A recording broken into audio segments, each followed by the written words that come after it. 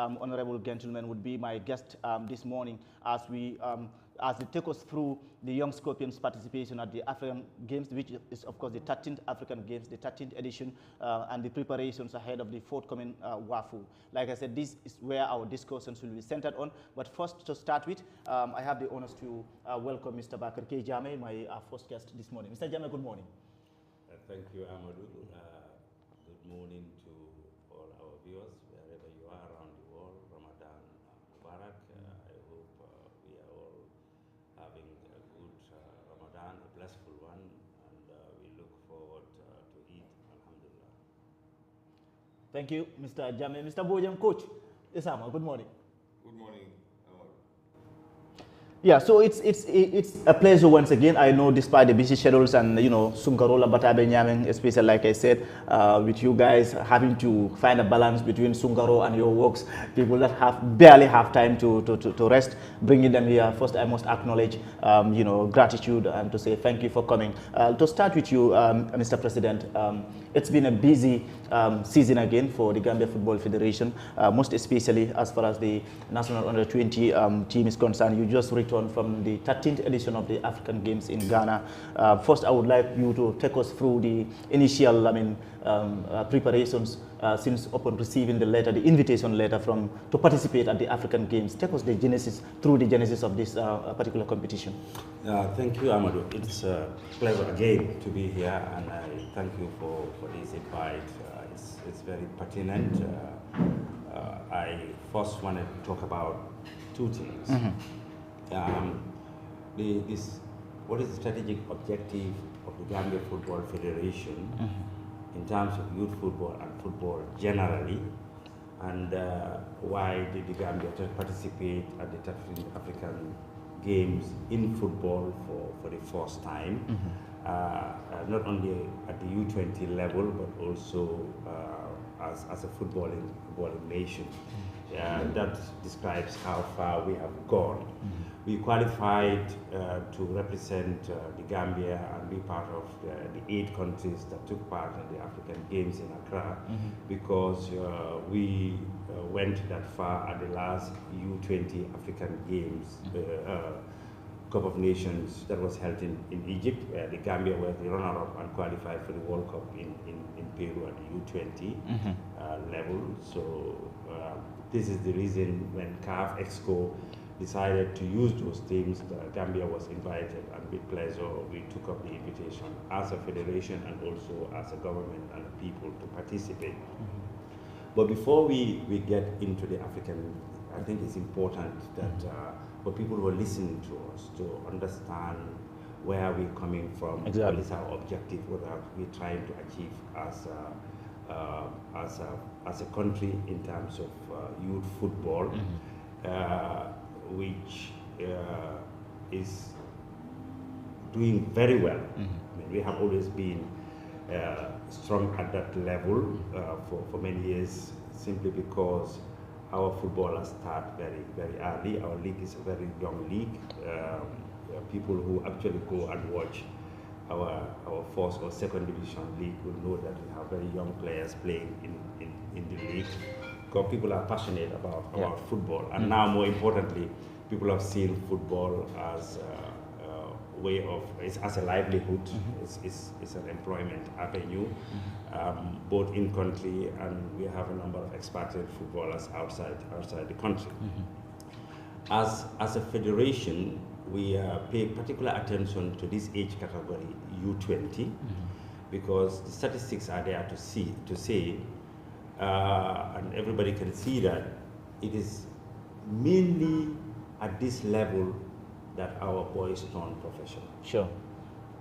If we look at our last campaign, which ended in World Cup, nearly everybody, I think we only went with 4 players to Accra, have turned professional. Also, if you look at the other players that are being signed from their clubs directly or from their academies, or even maybe people that are unattached, or players that have traveled on their own, like the back way. It is within this category 18 to 20 plus. That is why we as a federation take this age category actually very seriously, and our plans and actions are there to show. This is why we have this gentleman at the head, the man of the moment. who can it be other than Lai, who has done it all at the level at the club level, as some of us have seen him play for Steve Biko, or even before Steve Biko in Bakau, at the national team. So Lai, and as a coach as well, he's won nearly everything. He's beaten all big clubs in the Gambia, and he has produced one of the best players. I mean, Adam Abojang, just now. Sure. I just started the most recent one. Come to mind. Those people coming. That's why we have hired Lai to take charge of the under 20. Before that, it was at the under 17 category. So he got promoted to the under 20 when Matar left. As a federation as well, we try to ensure that at any time there is competition for under 20, we enter. For the benefit of our listeners and viewers at this moment in time, the normal circle within the world football calendar, both CAF and FIFA, is that under 20s now African Champions qualifiers start at the regional level for us for WAFU A. And we try to prepare well and participate well in WAFU A. You know, we have been doing actually very well in WAFU A over the past years. The records are there for people to see. And more recently, we went to the World Cup, and we did actually very, very well at the World Cup. And that has also further put the Gambia on the map. This is premised on one thing. For us to be known as a footballing nation, for us to have a strong national team, we must have that critical mass of players playing at the highest level around the world. Then that's when we can have a strong Scorpions, senior Scorpions that moves your rankings, and that allows other young players to be scouted, because it turns the binocular, the eyes of the footballing bigger leagues into your country. So this is the strategy behind what we are trying to do at this level, and it's working, because if you see the number of players that are turning professional, it's unprecedented, and it's because of this focus. And that's why we take the under 20 category very, very seriously. And we are very grateful at this juncture in this day to the government of the Gambia, through the Ministry of Youth and Sport and the National Sports Council, because it is only when we qualified for the African Cup of Nations in Egypt. Now we've seen that the government has also now started contributing to that budget. It's actually very important, because the under 20, these categories has proven themselves, and thus the government is now funding that. So we are very grateful for that. If you look at this African championship that we came in, it was funded nearly 100% by the government. It's only the early preparation and some of the additional costs that we went to Accra that the Football Federation was able to do.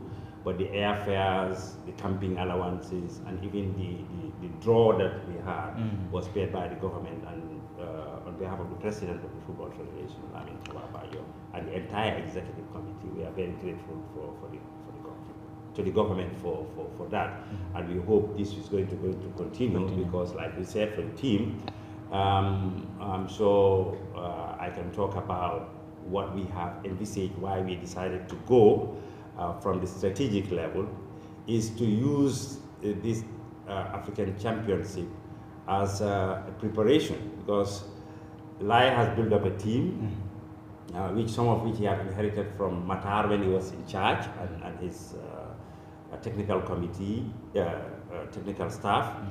And then when we went to the World Cup, everybody turned professional. you know, so he had to start fresh. And we had this late call, so they prepared a team for two objectives, as far as we are concerned.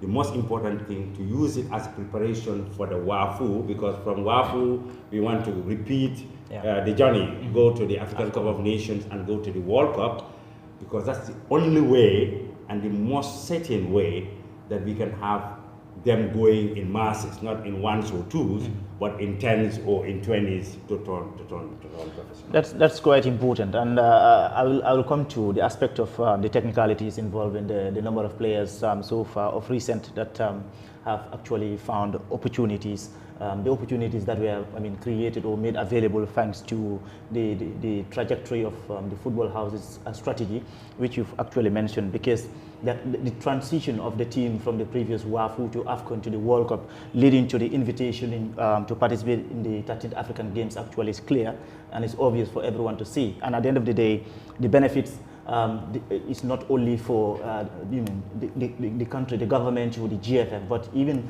players as individuals, to their families, through remittances and all other benefits that they bring into their societies, to their respective societies. Thank you so much, Mr. Jammeh. I would come back. 30 players, making it 60, excluding a problem at the end of the day. We have to drop them at the last minute.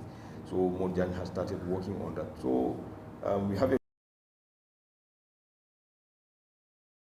I believe we'll improve. The objective is to qualify to the AFCON and then to the World Cup. But as I already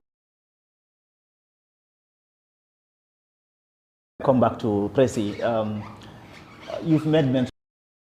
You say also that the depth of the team has been invited. It has also been another challenge for you as a coach. Yes, indeed, especially at the middle of the field, because we have the system against Congo, because 3 of the players were not registered, and at the end of the day, we have to manage with what we have. You know, the depth also was a problem compared to the AFCON and the WAFU as well, where you go with 25 players. So there will be competition in all the positions. There is no single player who is comfortable at his position. You look at the WAFU competition. When we played our first 2 games and won, we have to make 10 changes to give chance to the others also. At the end of the day, we are able to beat Benin. That was not our first team. So the team has depth during the course of the WAFU, AFCON, and the World Cup as well. But unfortunately, we had to go with 20 players with 8 officials even. Thank you very much, Coach Lai Bojang, there, the Gambia National Under-20 head coach. You are reminded that this is the Gambia Football Federation Football House updates your weekly. Federation Football House updates your weekly.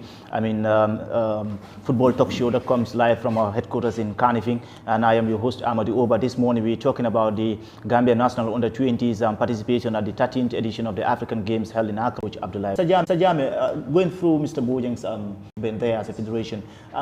Having this outcome, the early exit, which is very rare as far as your participations in such competitions are concerned. But how has the federation perceived this? How have you taken this? What is the reaction of the federation from our early exit? I think before we come to that, Lai's intervention has highlighted brought up some very pertinent points vis-a-vis the direction that we are going and why. At these 13 African Games, the delegation size was fixed by the tournament organizers and CAF at 20 infield players, 3 of which must be goalkeepers and 8 officials only. And you can see, then it means you have only physio, so we had to have a second physio. But that's the regulations we have. Look at the African Games. I think football was late addition to it. So that's why we call the delegation were coming back from the AFCONs, and then I had a call from CAF to say that that's what the CAF Executive Committee has decided. Immediately I called Lai and I said, Lai, well, this is the information that's happening, so I think tomorrow we need to convene and start the planning process. But like I said, the objective is basically one. We at the executive committee, we want to ensure that we have this critical mass Gambian playing at the high level. And at the youth level, that's where it actually starts. And this age bracket particularly has proven to be our market. Yes. So the under 20 is actually very, very, very critical and important to football development in the country, to the survivals of our clubs, because recently a lot of our clubs, including my own club, which is Real de Banjul, who were known for sending clubs out, it helps us in our investments, both in the hard and soft, in our recruitment processes, and we are also seeing that many families' lives and livelihoods are improving. Today, the Gambia Football Federation boasts of being the biggest producer of expatriate Gambians. And the focus was mainly on the other disciplines. Yeah, the focus, you can see that even the attendance was really... When we go to WAFU, we repeat what we've done for WAFU. Again, the objective always is to qualify for the AFCON and to the World Cup. I don't know, maybe lack of understanding or misconception. Youth football don't have money. Yeah. When we were runner-ups in Egypt, AFCON, yeah, there was no prize money. When you go to the World Cup, there was no prize money. There's additional. In fact, again, in the World Cup, the delegation size was limited. The additional delegation, delegates, both in terms of players and officials that we have to take, the member association have to pay for it, and the government of the Gambia by extension. Really, I saw one post in social media, somebody bringing up an income and expenditure statement, I don't know, was saying all the money that was raised was actually spent. Certainly, yes, the money was raised for that cost, and then what actually costs for that cost, which is the running cost of football, the extra accommodations, the allowances, and the bonuses that we pay. Because in some countries, at youth football level, they don't pay bonuses. But we decide to use, because the motivation to motivate our players to do well, so that they can do extra, and then they can turn professional, and then it's going to be good for their clubs, good for their country, and good for their families by extension. So, to answer your question, yes, we want to have seen countries like Uganda that didn't care, and the number 20, they are all from Dream. So Ghana had players that have experience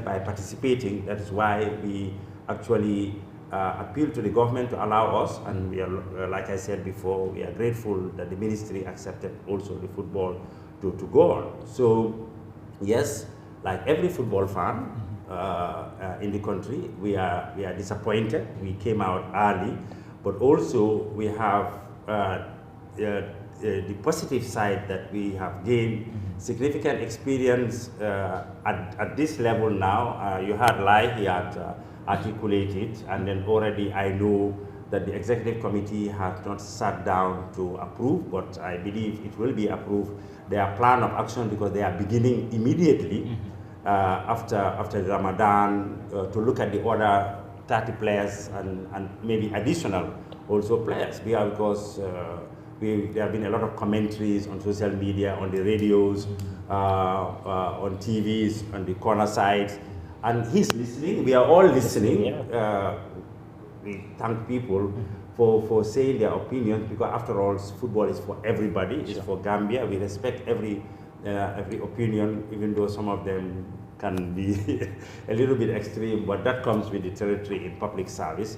So, and I'm sure Lai will take that, because the ultimate responsibility of selecting the players and to be part of the delegation and to play rests with him and his technical staff. We have no hands in that, to who he should select, who he should play, that he's been hired to do that job. And then I'm sure he's listening, and then you hear what he said. He's talked extensively, the reasons and what he's going to do. So we learn this, and I think it's very, very valuable. It's quite important that you mentioned that the publications going around about the expenditures or the expenses of the under 20 and all that. To me, I think that's why this platform is here, to educate the mass, to sensitize the mass, to make clarifications, and of course bring out pertinent issues like this to let them know. You see, Omar, yes. yeah, I'm glad. Yes, you said that. Football has significant cost. Yeah, but football have benefits as well. absolutely. You see, I can also understand. I am financing my background. I have been professional financial for over four decades now, since I came back from tertiary education. That's all I work on. I mean, focusing only on the expenditure side, not talking about the income. And I think that's one of the things that the professional league will actually bring out. So maybe we'll have an opportunity to talk about why the professional league, etc. But coming back to this under 20, which we are talking about, we have to pay for the airfares. Sure. Of the delegation. We have to pay additional accommodations where for example, I think this report is about the AFCON. The delegation size is more than what the LOC is paying for. Exactly. Both in Egypt and also in Argentina. We have to pay extra for that. We have to pay for allowances. We have decided as a federation, even at youth football level, we will fix an allowance when people go to camp, because when people play for their country, both the staff and the players, at least they are putting an effort. So it is not to pay them, but it's to give them an allowance. And then when they draw a match, when they win a match, and also you can see, to be able to compete at that level, you have to have some level of professionality, you have to have some level of comfort, you have to have some level of equipment, not only for jerseys, but the boots, the decor, the feeding, etc., which you don't do. Those have cost, and this is why we are succeeding.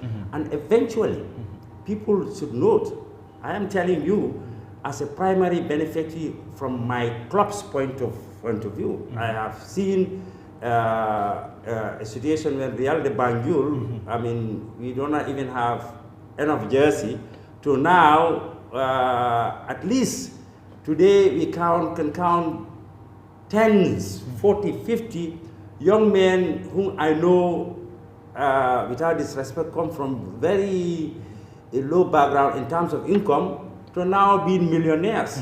And this is the effort, and all these things are possible because of the collective effort of the farm direction, and of course the government for creating the collecting, or the Ministry of Finance, that now the amount of money footballers are bringing back to this country. Recently, there's a story recently about Minte buying a house for the mother. I mean, this is development for the country, and it's only happening because of football. These are the incomes that it's bringing into the country. But I can understand these days of social media and some people's opinions, which are valid. We respect it. We are not questioning whatever anything said. But what we are doing is to focus on the development, and then the executive committee or the staff or the federation, and more so, when our time ends, other people will move it forward. Inshallah, we've literally taken over our time now. I will just throw one final question to each of you and wrap this off.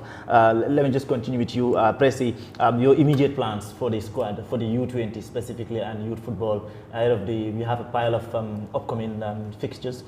We've seen a draft WAFU plan. I mean, start from next month up towards the end of the year. It's a huge one. What are your plans as far as the federation? The plans are the U20 should be the feeder to the U23 and to the national team. For the U20 to be able to do that, they must also get good players from the under 17, under 15. The news just broke. It was the decision of the Gambia Football Federation to host the U15 in the Gambia and the U17 in the Gambia, so that we can also get those things prepared, so that we can also have the assembly line actually going. It was not CAF's decision, it was not WAFU's decision, it is our decision. And if you are following football, the trajectory the football is going at the technical level, our technical department has been doing a significant job through and also in partnership even at the technical sector. In other countries, that's where they happen. You don't need multi-stadiums to be able. A similar question, your immediate plans, I know they still synchronize with the strategy of the federation. Will be sent to the federation for them to approve very soon. We're still working on the scouting. We want to start the tryout by next month, immediately after the month of Ramadan. Then we'll invite, we'll make it every 2 weeks, we'll invite 30 players to make a selection. The whole of April, we'll try to make the final, we'll try to make a tryout. Then after making our final selection, then we start preparation for the WAFU competition. And also the players who went to the All Africa Games, we look at the age bracket. We try to maintain. We'll be watching them during the course of the league season. The games that they are playing, the training ground is always there. Having the training ground is always there. Having giving us the match bonus and things like that. The scorer who assists as well, and definitely they've been very supportive. Which really helped us. And as I said earlier, Amadou, looking at the previous under 20. Higher percent of them we are with the under 17 and under 20,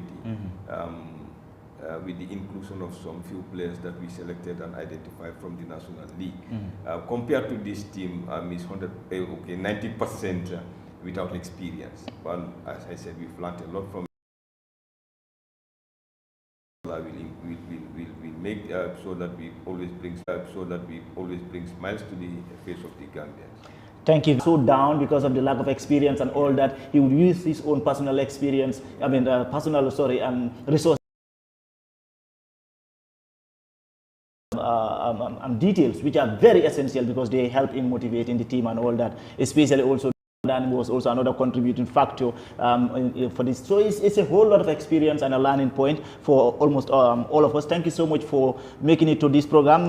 Listeners, a reminder that, of course, the program will continue tomorrow with Mariama Bojang and Ibrahim Suare on another subsequent topic which will talk about Gambian international players, specifically our women football. It's also another youth football development that the GFF has been very peculiar about, and a lot of progress has happened so far, especially from our queens from Liberia. We will have a look at that tomorrow with Ibrahim and Mariama Bojang. Of course, in the issues of youth football and WAFU and all that that it takes, we will also be bringing segments on this particular platform thanks to our communications department with support from the Gambia Football Federation. From me, Ahmad Oba, this is all we have for you in this special edition of the Football House Updates, coming to you live from the Gambia Football Federation headquarters.